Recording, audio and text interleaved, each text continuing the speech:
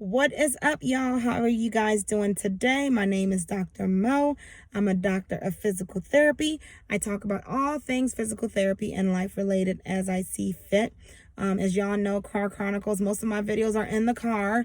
Recently, at least, we're trying to get things in order. I'm going to get myself a little spot to shoot my videos, but it's kind of difficult at the moment, but this is where we are.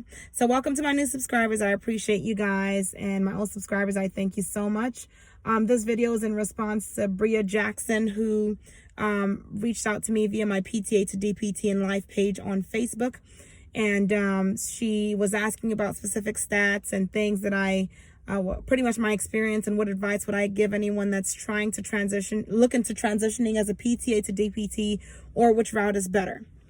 Bria, this is for you and anyone else interested. So anyways, my path was I never took a PTA to DPT, bridge program approach. But the various approaches that you have are: number one, you could do a bridge program if you're a physical therapist assistant and you want to become a doctor of physical therapy.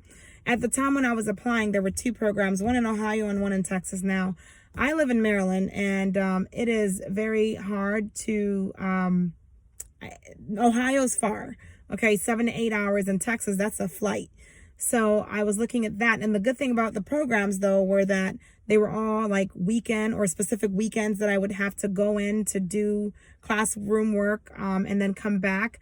But the thing is, it's still a cost in my pocket, right?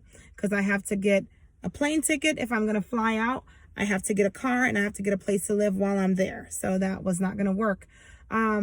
Number two, you have a 3+3 program, which is pretty much when you matriculate into a school, you come in straight into the physical therapy program. And so you complete 3 years of like undergraduate work preparing you for that physical therapy program. And then you complete 3 years of the actual graduate program, physical therapy coursework. And then when you graduate, so that's 6 years total, you have both your bachelor's of like technical and professional studies, and then you have your doctorate. So the third option is, well, I guess I'll add a fourth option, but the third option is a traditional program. So Monday through Friday program, which the majority of the programs offer. So that's Monday through Friday of intense work, and you're in the classroom consistently, or hybrid. I don't know. You have hybrid options, which is combined in class and online, and then you have my category, which is a traditional weekend program. So with the traditional weekend program, I went to Newman University up in Pennsylvania, and the good thing about it is it's for working adults and for people that want to have a life outside of school but still be able to complete the program in record time. So it's 3 years of full-time work, Saturdays and Sundays all day. Some Fridays are required. There are some online classes here and there, but that was the progression. So you have that option. Now, as for me, I'm very transparent, and I present things as they are, because the main purpose I started this channel was to help people who were going through a similar journey, because I couldn't find anything related to what I wanted to do. When I was applying to the PT program, I was already a PTA. I had been practicing for 6.5 years. I had worked in every setting imaginable except for the school PT setting. That was probably the only setting that I never really worked at before getting into PT. Aside from that, I had completed my bachelor's degree, and so my GPA from physical therapy associate's degree was 3.6. From undergrad, it was like a 3.4, 3.3, 3.4, something like that. I had completed all the requirements. Now, you want to look specifically at your school. So some schools require specific courses. Like there's some schools that want you to take both general chemistry and organic chemistry. There are some that don't care. As long as you have some kind of chemistry 1 and 2 in there, you're good. But the general consensus is anatomy and physiology 1 and 2. Biology 1 and 2, some 1 microbiology, some don't care, organic or general chemistry or both. Physics, not all schools want you to take physics, believe it or not. At least physics 1 they require, but not physics 1 and 2. And then the other gen ed courses that you need, and that's that. And then of course your your speeches, your math, like pre-cal, someone calculus. Check it out and see it for yourself. But anyways, I had my little checklist, so I knew I had my bachelor's degree, check. I had a PTA degree, and I was licensed and practicing, check. But most of the schools, except for I think one, required a GRE. So the GRE is an exam that some health sciences and some other fields take in order to qualify for either a master's or a doctorate level degree. And I never really, I didn't know anyone that took the GRE or had contact with anyone that took the GRE from my knowledge.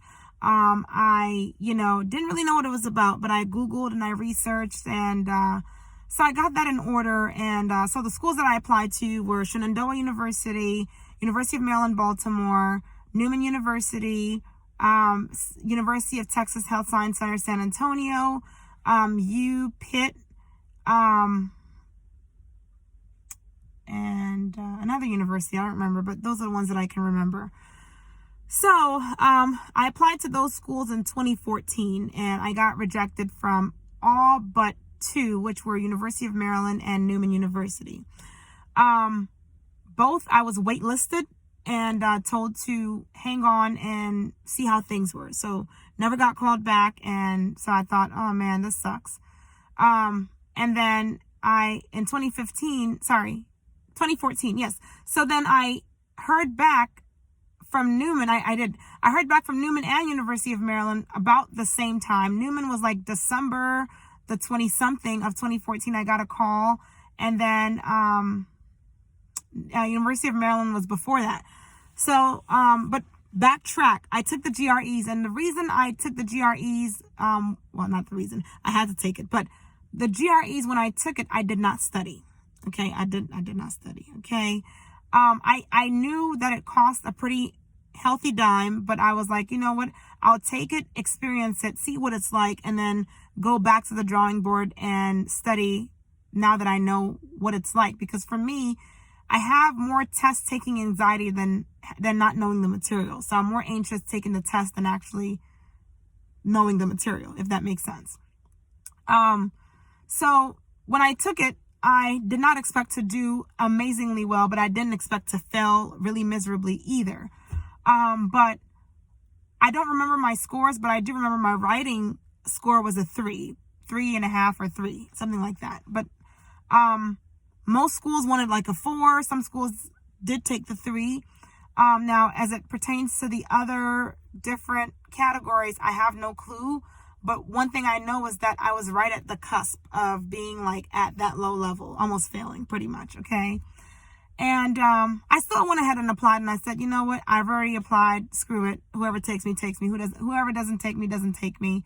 And my goal was, if I didn't get in, I would then go back to the drawing board and retake this GRE business. So in my mind, I was like, I'll just retake it because I need to do better than what I scored. So as I already mentioned, I got accepted into I got waitlisted into the 2 schools, and I finally got accepted. And then I decided to go with Newman because Newman was a traditional weekend program. And for me, I needed to work and pay bills and spend time with my family. So the weekend worked best for me. So it was Saturdays and Sundays of going to class and whatnot. It worked out perfectly for me as a mother and as a professional. Because again, I worked Monday through Friday full time, so 40 to 45 hours per week. And then I was in school. I would leave my house around like 3 a.m., drive to Pennsylvania, which was like a 3-hour drive. It was me and my one classmate. He's in one of the videos that you guys saw, or if you haven't seen it, go back and see it. But we used to drive together and go to school and whatnot. And then, renting at the one lady's house I was staying at before she passed away. It was very reasonable, like $80 per weekend, 85 or so, $90, whatever it was that she charged me. And, and then I took my own car. Yeah, I had to put gas in, but we were car sharing, my friend and I. So we kind of split gas and all that. So that's that. But my advice to anyone that wants to do the traditional transitional program, the bridge program, is, I know it was hard to get into because when I looked at it, they were very specific. They have a specific limit for the amount of years that you should have been working coming out as a PTA. They want you to have multi-level setting experience. So not just one setting, but really exposed to a bunch of different areas. It's very competitive. And I remember Finley, when I looked at it, their admissions was like really weird. It was like weird specific times.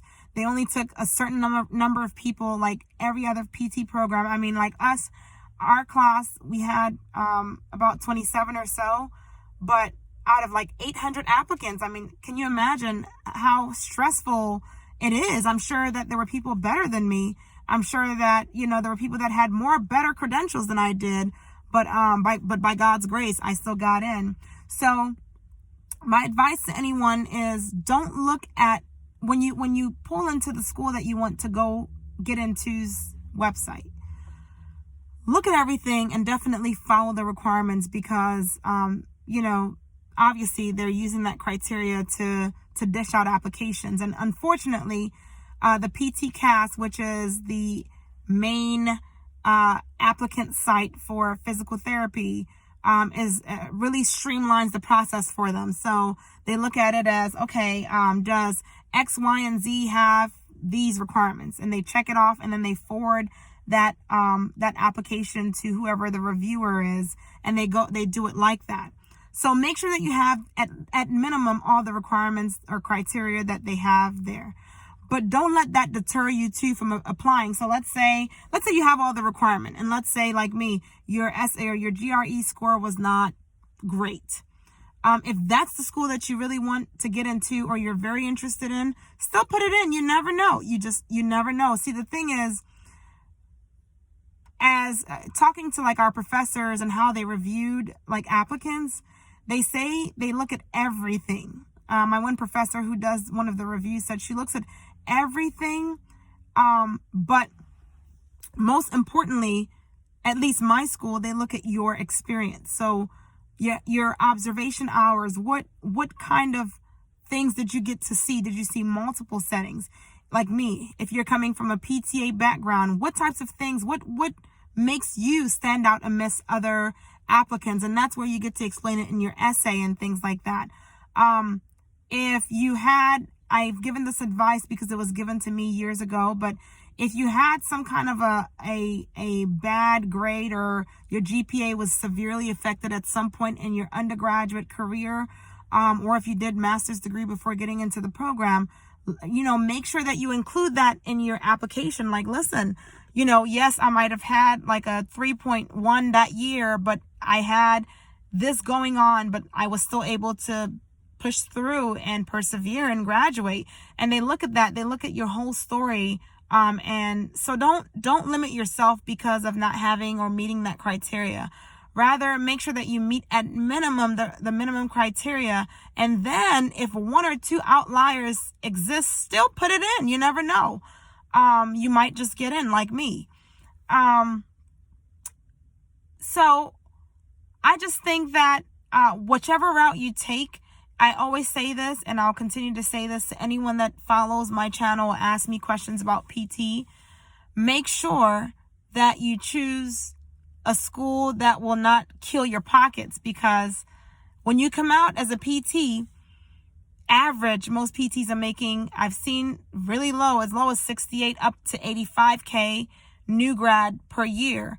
And so you don't want to have and acquire $200,000+, $300,000 worth of loans and go PT. Unless you're willing to take the stress and deal with it, then hey, do you. But whatever you do, let your decision not be based on years. God willing, the years will come to pass if you put in the time, if you work hard, and if that's what God's desire is for you, then it will come to pass. But the most important consideration to take into is that you're happy with the institution that you choose. You're not acquiring a bunch of loans, behind your back when you're through, and that you're content in your decision to be either a PTA or a PT. So, those are my stats. I didn't have the best GPA. I did not have the best experience. I did not have a GRE score that should have even qualified me to graduate. But you know what, guys? I got in. I got into 2 schools, and that's all that matters. I guess they saw something in me. It must have been my essay. It must have been my experience. It might have been the grades. I don't know. But all the same, I am grateful for the opportunity and being able to go through. So, Bria and everyone else out there, if you're interested, as I always say, the PTA route is great. If you don't mind having someone do an eval for you and taking over and doing your thing, hey, that's for you. I mean, it's cheaper, it's less stressful. Again, there are 15% cut with Medicare, but there was a cut when I was getting into PTA too. So it varies, and times change and things change. That's for you. But if you don't like being told what to do, when to do it, then maybe PT is for you, or maybe something else, then pursue that. But again, take into consideration costs, your salience, your desire to be in this thing and love it, and just a work-life balance. But anyways, guys, I'm rambling. I will talk to y'all later. Holla.